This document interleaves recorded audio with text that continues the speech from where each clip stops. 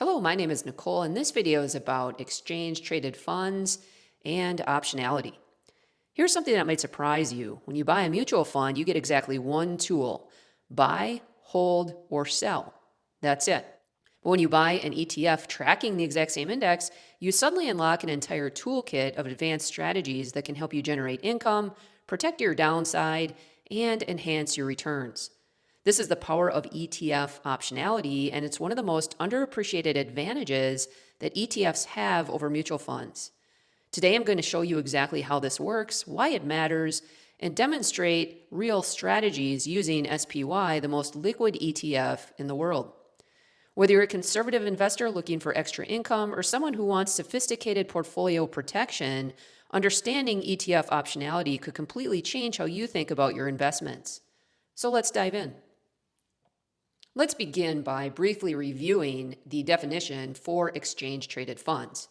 An ETF or exchange-traded fund is an investment fund that holds a basket of assets like stocks, bonds, or commodities, similar to a mutual fund. But unlike mutual funds, ETFs trade on stock exchanges throughout the day, just like individual stocks.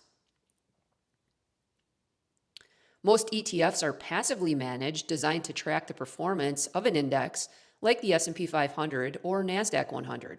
However, as the popularity of ETFs has grown, the industry has introduced several actively managed ETFs that try to outperform the market. When you buy an ETF, you're buying shares that represent a slice of the fund's entire portfolio. The price of an ETF fluctuates during the day based on how the components of the ETF are trading, giving you real-time pricing and trading flexibility. Let's go through a brief history of exchange-traded funds before we discuss optionality. The original idea was simple: create a fund that tracks an index but trades like a stock. The first ETF, the Spider S&P 500 or SPY, was launched by State Street in 1993. By the early 2000s, growth in the ETF industry accelerated as investors discovered the benefits. During the 2008 financial crisis, ETFs gained popularity as they were transparent and liquid alternatives to mutual funds. And today, over $10 trillion in domestic and global ETF assets exist with thousands of different options available. So why are exchange-traded funds so popular? Well, they make diversification simple.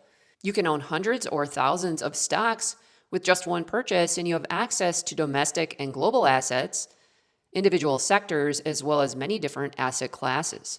They're also transparent. Holdings are disclosed daily so investors know exactly what they own, and they enjoy real-time pricing. They also enjoy lower costs. The average ETF expense ratio is 0.16%, and many index ETFs have expense ratios below 0.10%. And there are no load fees, which are typically associated with mutual funds. And they are also tax efficient. Their unique creation-redemption process minimizes taxable events, and they are more tax efficient than most mutual funds for this reason. They're also very flexible and liquid. They trade throughout market hours, and you can buy or sell shares instantly at market prices with no waiting until the market close like mutual funds. Now let's talk about a major benefit that ETFs have over mutual funds, and that's the power of ETF optionality. Options are contracts that give you the right but not the obligation to buy or sell an asset at a specific price within a certain time frame. There are several benefits to using ETF options. First is hedging. You can protect your portfolio during market downturns. Next is income generation. You can sell options to generate additional income in your portfolio. You can use options for leverage, which allows you to control larger positions with less capital. And finally, there's a lot of flexibility. You can use multiple strategies for different market conditions. Let's hop into the thinkorswim trading platform here to demonstrate the power of ETF optionality. I have a position in SPY that I've been building out, and I currently own 610 shares in the SPY S&P 500 Index ETF. And this ETF has a robust options market.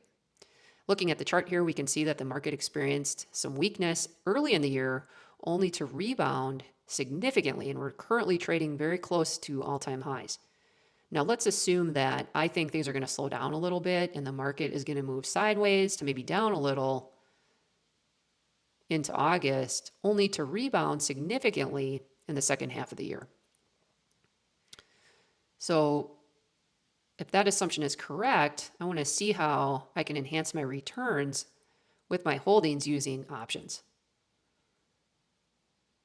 So first, I am going to take a look at the implied volatility throughout the different expirations in SPY to see if anything looks appealing.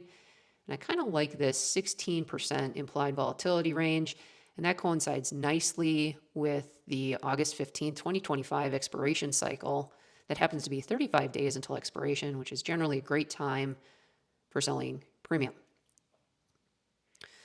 What I like to figure out when I'm analyzing options is what is the market pricing in for expected movement of the index within the time frame of expiration.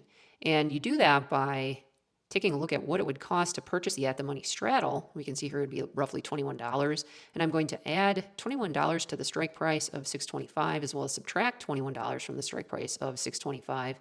And the software does that for us here. And we can see that the downside break even for a straddle is at 603, and the upside break even for the straddle is at 646. So what this means is the options market is pricing in movement in SPY between now and August 15th to be within that range. And I'm just going to highlight that on the chart here so that we can have a graphic.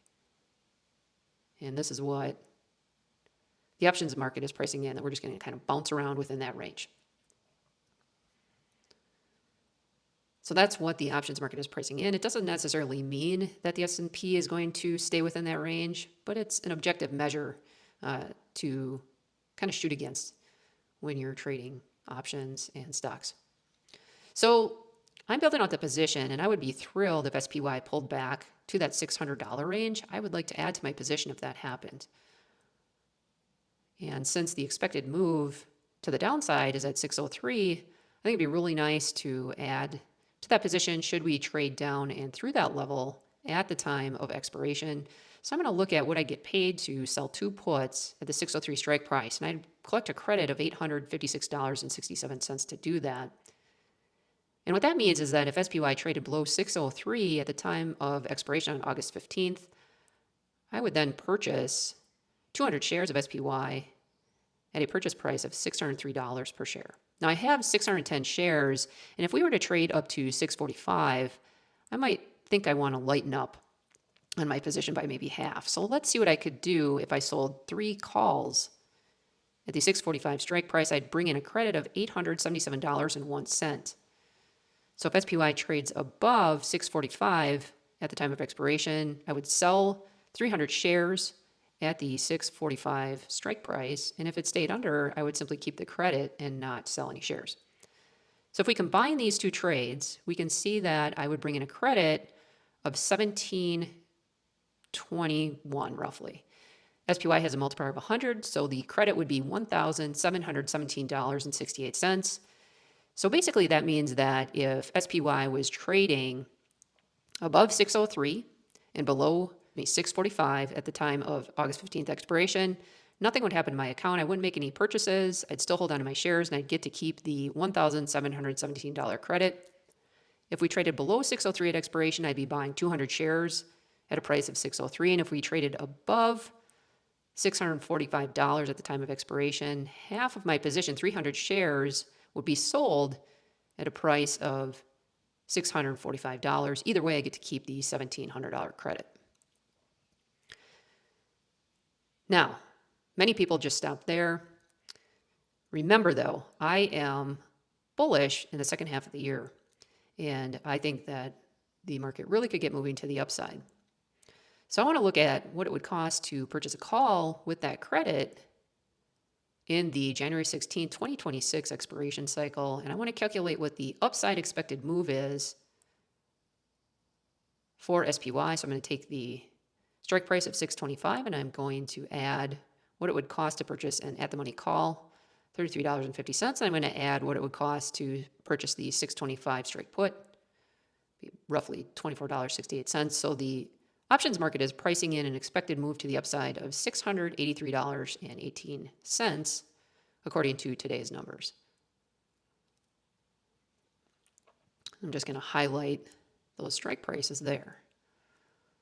So the market is pricing in a high probability that we will trade up to those levels between now and January 16th of 2026. So if I'm bullish, I would maybe want to buy a call option. And I like these 650 strike. There's a lot of open interest there. You can see that there are 28,475 contracts open. The implied volatility isn't terrible. And the cost for the contract there, if I were to buy one, is roughly the same as the credit that I'm bringing in for selling those options in the August 15th expiration cycle. So if I buy the 650 call, we can see that the overall trade would only cost $158. So if we just trade sideways between now and August 15th, and the options that I sold expire worthless, meaning I get to keep all the credit, it basically paid for me to put this 650 strike call option in my portfolio. And I call that playing with house's money. If you aren't interested in doing that, you would simply, again, just keep the credit and get paid to wait, to either sell your stock at a higher price or purchase more shares at a lower price. So this is one of the many options that you have if you invest in ETFs versus mutual funds. One of the other things that you can do is use options to hedge portfolios. I didn't demonstrate that here, but I do have a lot of videos on my YouTube channel talking about this concept. So feel free to check those out if you want to learn more about options. So let's wrap up by talking about some key takeaways. ETFs have democratized investing by making diversified, low-cost portfolios accessible to everyone. They represent an evolution in investing, what we might call index funds 2.0. ETF creators took the idea of index funds and enhanced the idea into ETF products that have modern trading flexibility, optionality, and tax efficiency. And finally, ETF optionality transforms passive investments into dynamic tools. Whether you're seeking protection, income, or enhanced returns, the ability to trade options on ETFs provides strategic advantages that mutual funds simply cannot match. This flexibility makes ETFs particularly valuable for investors who want both diversified exposure and tactical control over their positions. As always, like, share, and subscribe. If you found this video to be helpful, please comment in the comment section below. I'm interested to hear your thoughts on ETFs versus mutual funds. And as always, be awesome.